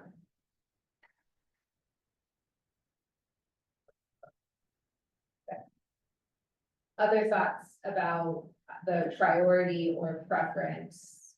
Is the 4-person household plus preference just for the 3 bedroom, just out of curiosity, or for any lottery? So that also helps families in the instance, if you're a 4-person household, you have an extra entry, you also have the opportunity for a 2-bedroom, a better opportunity than. Because you have that additional entry. It's not necessarily just for the 3 bedrooms, that's helping families throughout the entire project, not just for the 3 bedrooms. So to clarify, Catherine's. To clarify mine, the 3 bedrooms would be prioritized for families, but they could still enter in the lottery for 2 bedrooms if they so want. Okay, and are you asking for the staff's recommendation on preference for the other size units and a No, priority? I'm talking 3 bedroom because there's such a. So you're saying a 2-person household can't have a 3 bedroom? Correct. I have a hard time. I'm saying. We're getting way too in the weeds on picking winners and losers here. I think staff's consideration of the 1 bedroom or in your household so that a possible couple could begin a family versus trying to pick winners and losers and define families throughout this is good. We're gonna get way too in the weeds. Yeah, and I said, with all due respect, and Cole and I always have friendly disagreements.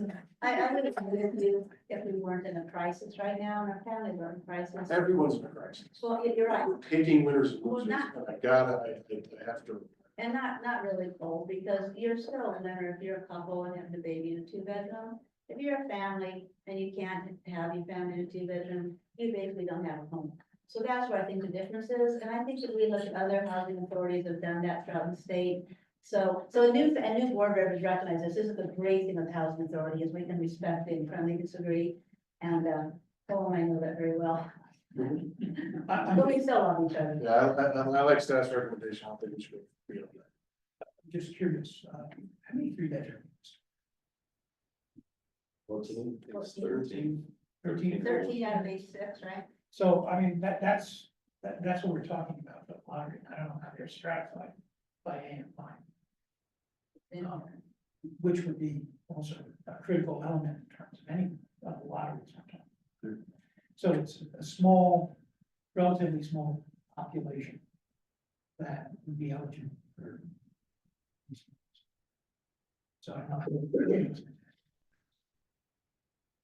It's 6, 140, 6, 120, and 2, 100.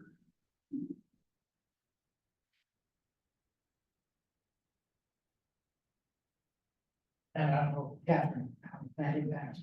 No, I don't, that's why it's such a small number. I think the large number of families that need homes and a small number of units, and they have nowhere else to live, so they should be priority. And how are we gonna define what a family could be? A household. And that's based on, I think we have that definition somewhere. I've seen this in an exhibit or discussion on it. It's based on who's actually like part of the tax return or finds the mortgage or something, right? And it has the household. How does Boulder and Aspen and other communities that actually do it, how do they define it? So most of these, the way that the other housing authorities do it are based off of resales, not initial sales. So there's small difference there.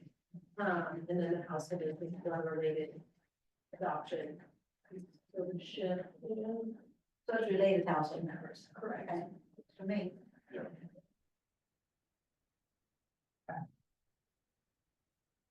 So we don't have to put a stake in this, say this is what we're doing. So I'm not hearing broad consensus either. From the board. So that's a challenge. We're going to need to get to a level of consensus here. And so my question is like, what are we 50-50 in either camp? Is it just the whole? I don't know, like, I think this is worth. Being cool. Cold and re-silent. Was that last round? Yeah, I think it will thumbs up. Nice. yeah, please. It's a working process. I don't think we're at the point, because there's some logistic issues. You start with the 100% one person, one bedroom, and then have multiple lotteries, so people, they don't get in one, go in another one. What I'm worried about, Catherine, is you have an expectation of starting at the top with the families, the largest units. I mean, we haven't figured all this stuff out, so it's premature, I think. And that's where I am. The one thing that's fixed is the relatively small number of large units, right? That is what's fixed. I think there'll be an opportunity also with the deed restriction being approved and us obtaining these pre-screening forms and once applications are filled out, that in the beginning of the summer, we'll actually know who's wanting to apply and start this process for these units. That can also help feed how we structure some of this. Yeah, that's a good point. We've got time, we're trying to work through it, and however we set it, that gives us more time to work out the kinks, right? And make sure that we really get it right. But there still is time for us to pivot if we need be, or if we say, hey, maybe we have one household that's 4 more people. You know, I mean, that's gonna be a rare case, but you never know until once we start collecting that actual information. And I think the other thing I encourage all the board members too, is one of the advantages of being a big board is now we have the concept of what we're looking at. We need to talk to our business partners, our friends, our community, and start getting feedback.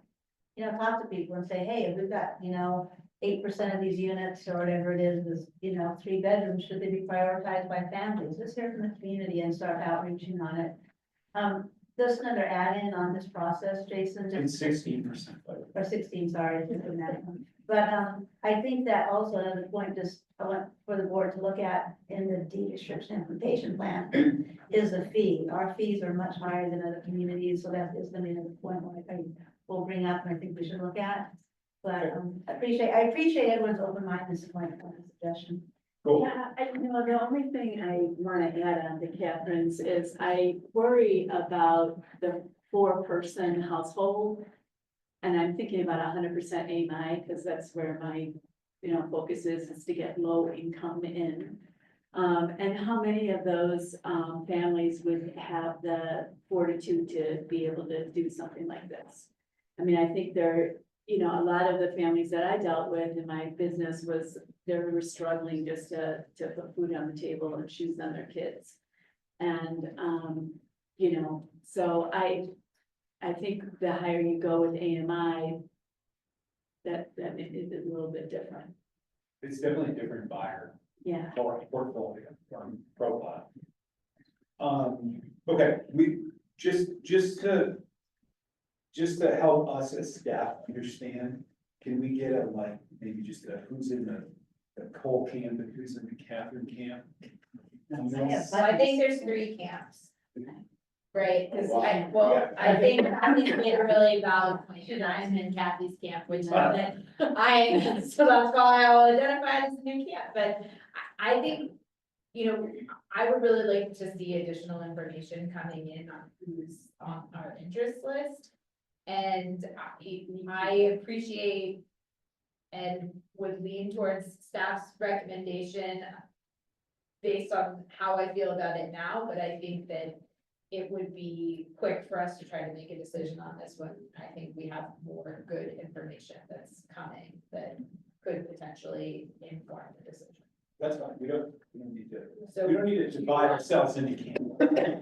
But you want to straw poll on like where people are without that additional information? I think you need to know if the staff recommendation is gonna hold or not. Yeah, Okay, curious. Yeah. all right. If you need to go back and get a new recommendation. I would say, so all those in favor of approving the staff recommendation, can I add barring additional data that comes in that may change it? Indicate with your thumb up. Okay, so 1, 2. Kate, where's your thumb? Not up. Okay. I know. 1, 2, 3, 4, 5, 6. And Michael Ann. And Michael Ann Support. is in support, but she also agrees with Kathy that she would like additional information. Yeah. It looks like we've lost Jess. So, just to make sure we're doing good math here, because not everybody in the board is here. All those in favor of Catherine's recommendation, please indicate with a thumbs up. Catherine, It's okay. And- Lou, and then we have people abstaining. Wait, Lou, did you? No, I didn't. He did not. Oh, I get that. I guess I'm abstaining, but I'm listening. Okay, that's Because fine. there's you- no opportunity for me to have the background, but Yeah. may I observe that from my listening, you don't sound like you're ready to make a true decision yet. Just from a timeline. We don't need to, which is good. Just so you know, from a timeline standpoint for the data around all this, we probably aren't gonna get hit with it heavy until we set sale prices Yeah. this spring. Right now, we have pre-screening forms, we're trying to get people interested, but there's no real incentive for them until they say, I think I can afford this, I think I can't, so just. We'll filter in the information that we have, I think we've had 35 people do it so far, but until we actually have something that they're ready to see and we can start formulating and like working around, I think that's when we'll actually get some concrete data, so that's not until probably May-ish. But if you are not yourself, unless you are yourself interested in purchasing, if you know people who are interested in purchasing units, like direct them to that interest form, because getting their information is gonna be very helpful for us. So, you know, if you have colleagues or if you have friends or relatives or whoever that may be interested, you know, please fill it out, because I think we're going to rely on that information to help understand, do we have the right AMI structure? Right, to cap. Do we, you know. Helping us, we're feeding information currently to United Way also, because they've got their financial classes, so they just set their dates for their home buyer and credit. So we're trying to filter people, there are questions on that form, like what information would you like to have more of, so we can help educate them ahead of time in these processes. So we are sharing that information, United Way is working with us to try and schedule these classes in alignment with Mid-Valley, which is awesome. And I would recommend, maybe having an email sent out through HRC, the Human Resource Coalition. Yep. To get all the other nonprofits to get it out to their people, Yeah. I think the chamber and the county agreed to do it also, so. Okay, good. Allison Brody, our former board member, just sent out an email to 1,000 Steamboat Resort employees, Awesome. just an hour before our board meeting. Thank you, Allison. Yeah. And I think also if the HRC send it to the Environmental Coalition and the Arts Coalition, because our nonprofits are a huge, economic driver, but also a workforce.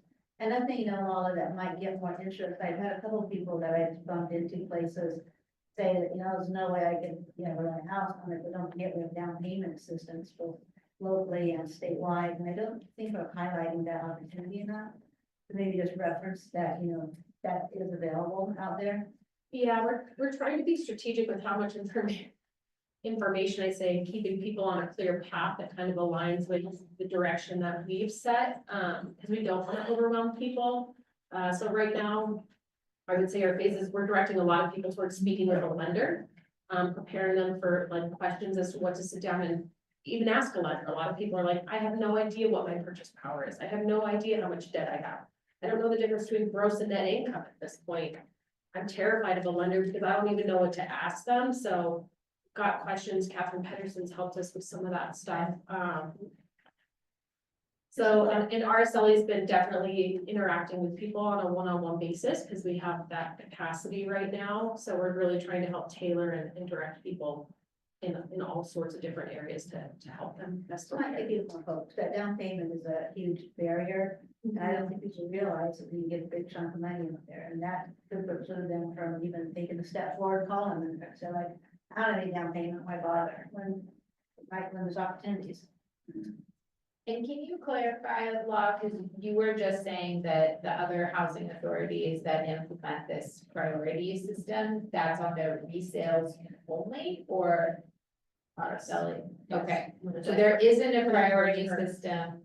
Wow, look at our selling and has asked it. So the priority system doesn't exist with similar housing authorities for family units, except upon lease. Yeah, I haven't seen any initial sales at this priority. Even the ones that occurred previously, because I thought pretty good at going at the ones that think why I spoke to the state, like they're obviously the first sales were a long time ago, so now there's only resales. Are you certain that it wasn't part of the first sales? No, it was, from my research, no.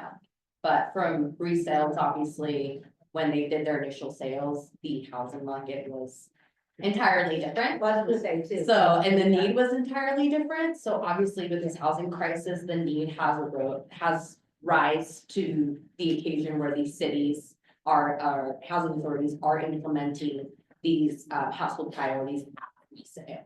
Because of the intensity of the crisis. Yes. Okay, thank you.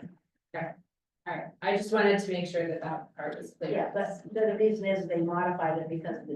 Understood. That was what I was trying to clarify. Okay. Anything else? Because we're now almost 10 minutes over time. All right. Well, thank you, everyone. And thank you for the extra 10 minutes. And we'll look forward to seeing you for the meeting in February. What? Thanks for your. Oh, yeah. Don't be a stranger. Yeah.